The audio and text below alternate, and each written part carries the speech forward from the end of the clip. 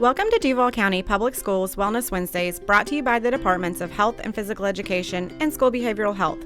This is a series of instructional videos that will provide information on mental health topics. Hi everybody, we're excited to bring you another Duval County Public Schools Wellness Wednesday lesson focusing on mental health education. My name is Ian. And I am Lily. We are students at Atlantic Beach Elementary School. Our goal today is to talk about our emotions and what will help us deal with different feelings we can and might experience every day. We all have feelings inside of us, but sometimes we have certain feelings more often than others.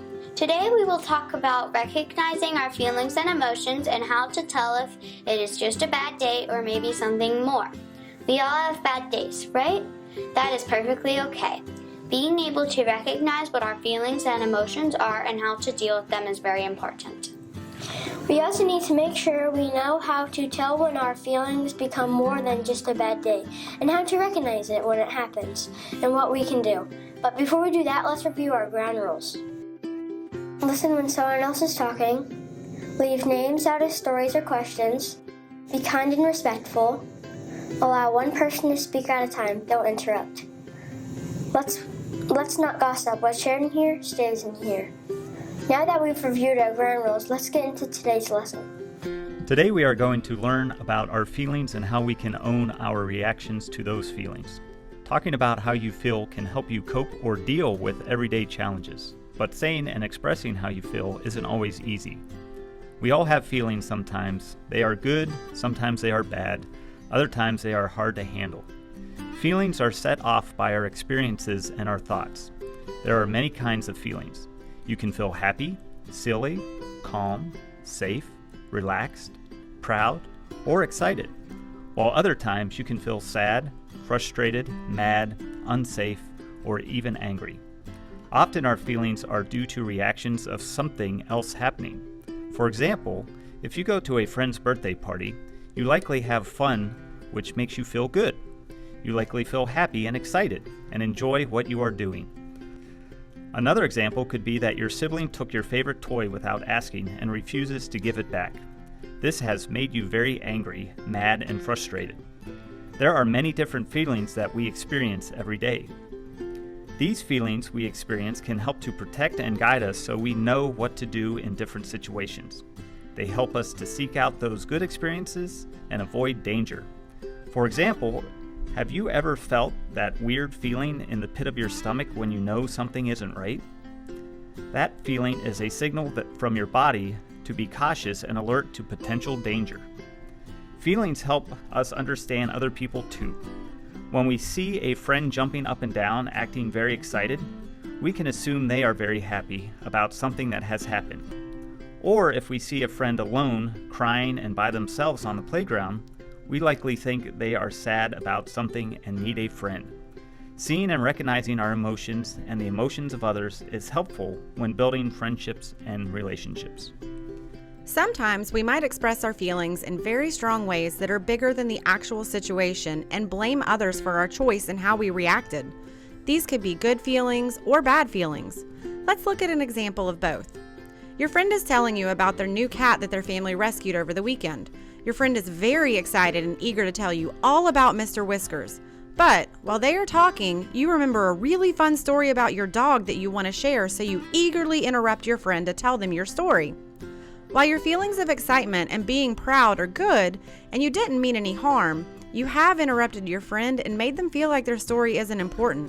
When your friend gets upset, you respond with, "But I just wanted to share my story with you. Why are you so mad? It's not my fault you're upset." Let's look at a second example. Your friend took your seat at the lunch table, and you got really angry, yelled at the rest of the table for not saving your seat. Then the teacher saw you and approached you, and you yelled at the teacher. Now, you have been asked to move to a table by yourself as punishment for not being kind to others. Your response was, "But they took my seat. It's not my fault." In both of these situations, your reaction was bigger than what was needed, and you blamed others for how you reacted to these situations. And maybe you didn't know how to respond in those situations, but overreacting and not owning your behavior can cause damage to relationships. It is important to own your actions and learn how to respond when we experience strong emotions, both good and bad. Oftentimes, we can easily identify how we are feeling. We usually know when we are happy or sad or excited or angry.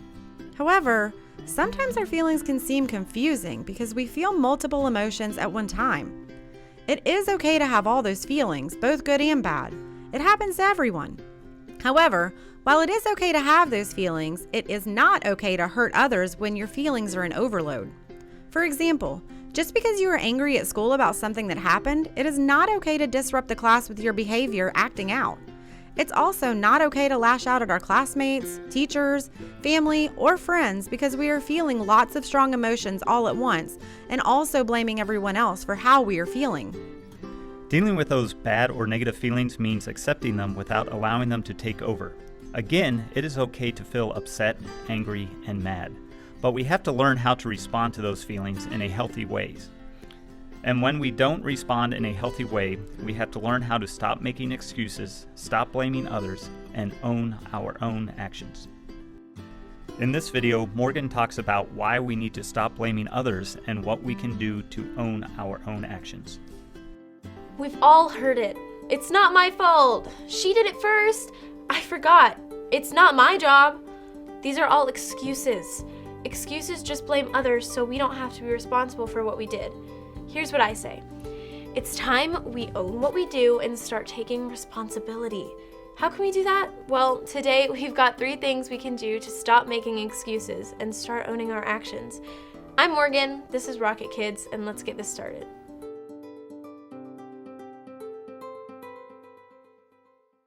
Okay, I know what you're saying, but Morgan, sometimes it really isn't my fault.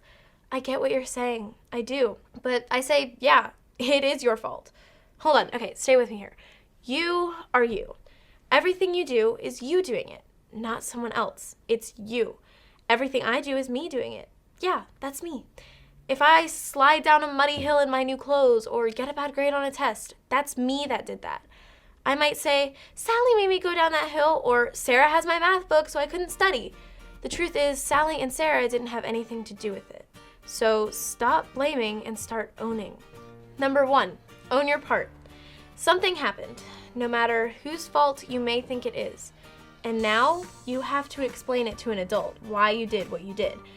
That's so not fun. We can blame someone else, but you are a part of this. So you need to take a step back, think about what happened, and look at what part you took in it. Here, tell me what you think of this. One kid swipes a toy from another kid. So what does the other kid do? He kicks the other kid. You may say that that kid deserves to be kicked. He swiped the toy. But let's take a step back. 2 things happened. One kid swiped a toy. The other kid responded by kicking. Did both kids do something? Yes, they did. So now they both have to be responsible for their own actions. Number 2, cause and effect. You ever heard of cause and effect? It goes something like this. Because I did this, this happened. I didn't study, so I failed the test. I jumped in a puddle, so my shoes got wet. You get the idea. Sometimes the effect is good. Because I helped clean the classroom, I got extra time at recess. That's good. Because he swiped the toy, I kicked him. Not good. Just remember that something will happen with everything that we do. Sometimes it's a good thing, and sometimes it's bad. So, do things that have positive outcomes, not negative ones. Number 3, solve the problem.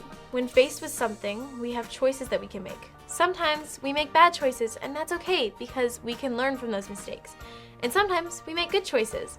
When we make bad choices, that's when we start to blame other people and things for our mistakes and problems. So let's think about the choices you have to avoid the problem in the first place. Let's put it this way. I get a bad grade on my project, and all I can say is the teacher didn't explain how to do it.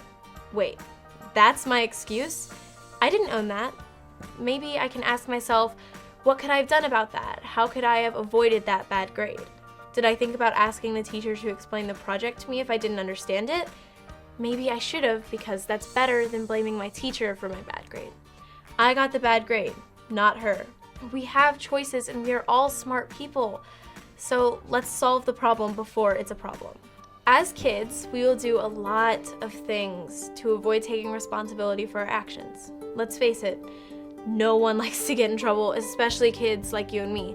But if we can own our part, know that all actions have good and bad outcomes, and work to avoid the problem before it's a problem, then we can learn to take responsibility for our actions. And guess what? We stop blaming others, and we own it. It's you doing what you do, and no one else. Like Morgan said, you are you. Everything you do is you doing it, not someone else. Placing blame on everyone else for what happens to you won't help the situation. You are part of the situation, and you need to take a step back and look at what you had to do with that situation as well. Let's review the steps again, outlining how to take responsibility for our actions. Rule 1, own your part. When something happens, no matter who is involved, you likely will need to talk to an adult about it. This can be scary because you're afraid that you might get in trouble. But not taking responsibility for your actions can cause others to get in trouble when they shouldn't. Remember, step back. Take a minute to pause. Stop what you are doing. Think about it. What is it that's going on right now? What is the problem? And then own your part. What happened because of your behavior or your actions? Rule 2 is cause and effect. This means that every action will have a reaction. Everything that you do will have a reaction. This can be positive or negative. An example of positive would be that I have an upcoming spelling test and I choose to study my vocabulary words every night for 15 minutes. Because I chose to study every night, I got a 95 on my spelling test. The cause was an upcoming spelling test that I studied every night for. The effect was I got an A on my test. My teacher and family are very proud of me for working hard and earning a good grade. A negative example could include, all day today I've been thinking about the last piece of cake that is waiting for me at home. When I get home, I see that my older brother, who got home first, already ate it. I am very angry and I go to his room and break his favorite toy. But it isn't my fault his toy is broken. He shouldn't have eaten the last piece of cake without asking me.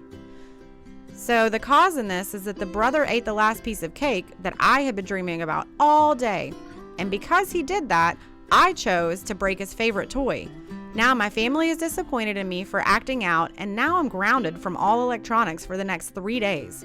Rule 3 includes solve the problem. We have choices to make when faced with a situation. Often, when we make bad choices, we tend to blame others for those choices that we did make. In the example above, I chose to break my brother's toy. I blamed my choice on him taking the last piece of cake. Breaking the toy was my reaction to him taking the last piece of cake. However, I wasn't forced to break the toy. I chose to. It's up to me to take responsibility for making the poor choice that I made. No one likes to get in trouble, but sometimes our actions have consequences. And breaking the toy likely will have some sort of consequence. Your brother could be mad at you, or your parents or guardians could be upset with you and take away your electronics. And even after breaking the toy and getting in trouble, you still didn't get any cake. I could have chosen a different way to handle this situation. Did I ask my brother if next time he could leave half of a piece for me? Did I ask if we could just make another cake? I could have avoided the problem by approaching the situation in a different way. Both of those options has positive consequences. I get to spend quality time with my family, I compromised, and I even got a piece of cake by looking at the problem from a different perspective. All actions have good and bad outcomes. Working to avoid the problem before it becomes an issue is part of us owning our actions. This is how we learn to take responsibility for our actions. We are able to stop blaming others for our choices. Taking responsibility for our behaviors and actions is a valuable tool that will help us many times in the future. We all make mistakes. We all do things we wish we hadn't done. That's part of being human. But we can grow from those experiences by being able to stop making excuses and own our actions. Today you are going to work with a partner. Together you will determine the possible outcomes of a situation based on cause and effect. You will use a handout provided to predict what could happen when someone does not take responsibility for their actions, and also when someone does choose to take responsibility for their actions. Teachers, please pause the video now to work on the activity.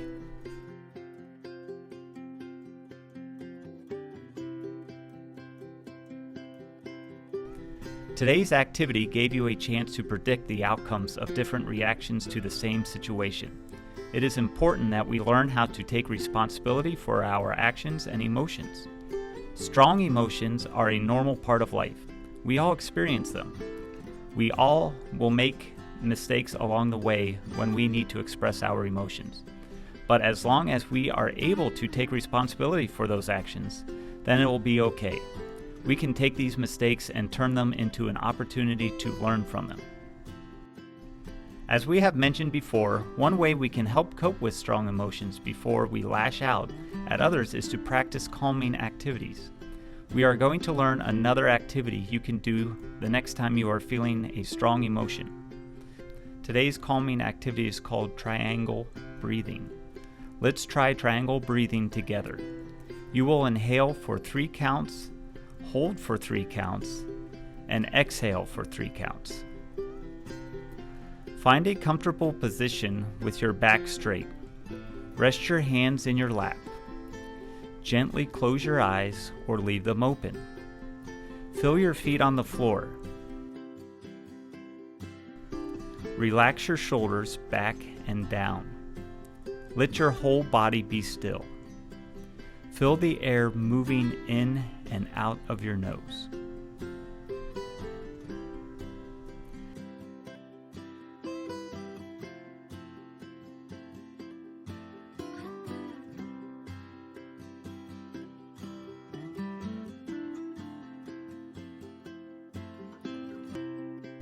Begin by exhaling the air gently out of your lungs.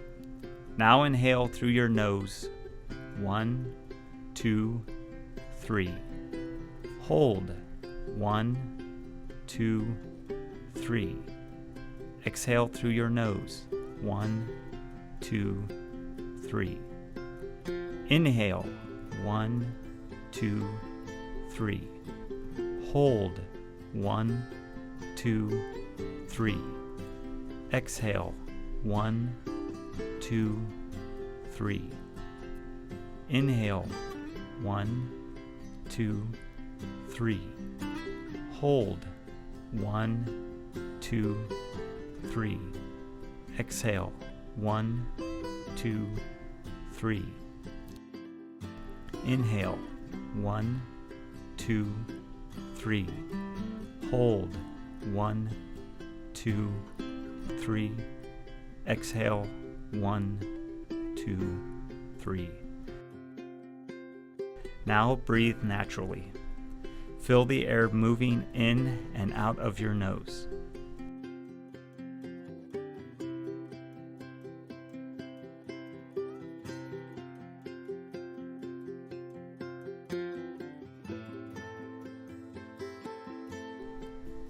Now take a deep breath in and breathe out slowly.